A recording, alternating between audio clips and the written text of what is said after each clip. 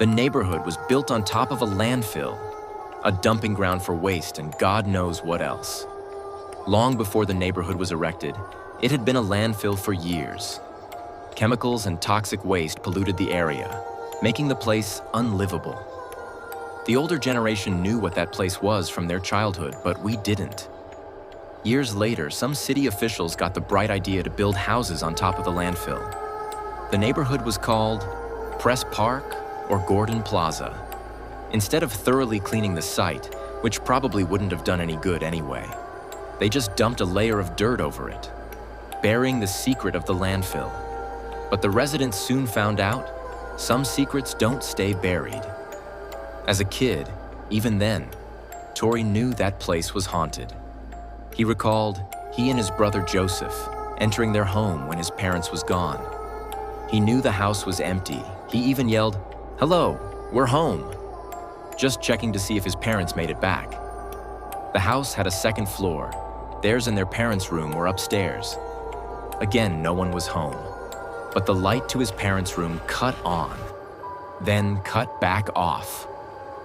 Tori and his brother instantly left the house and sat outside till their parents returned. That place always gave Tori the creeps. He and Joseph shared a room and would fight over who would sleep in the bed by the door. The door was broke, so to sleep by it, you were vulnerable to whatever lurked in the halls. At night, they would hear the floor creaking, as if someone walked the halls at night. Weird noises would also echo through the house, making sleep a not-so-easy task. Another time Tori was little. He swears he was dreaming, but truth be told, he's not really sure. It was a bad thunderstorm outside.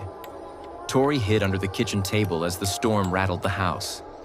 The back door opened, and in walked a witch, or what Tori imagined was a witch. She slowly walked across the kitchen floor. Her long, skinny legs and bulging kneecaps still haunt the corners of his mind. The witch casually walked by out of sight, to somewhere in his house. And that's all Tori can remember. Had to be a dream. Had to. Even his mother and older brother saw something they could not explain. While sitting and watching TV, they glanced in the hallway. A man emerged from the bathroom, turned and looked their way, then walked into Tori's sister's room. Tori's brother and mother rushed to his sister's room to check on her. They burst in her room, surprising her.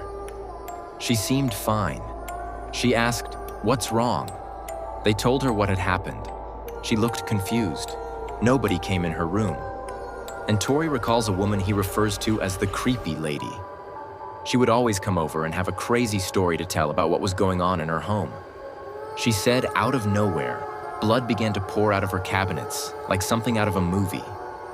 It seemed like every other day she had a horror story to tell his mother. It's safe to say, Press Park or Gordon Plaza was haunted. Being built on top of the old city dump, maybe trash and toxic waste, wasn't the only things buried beneath the soil.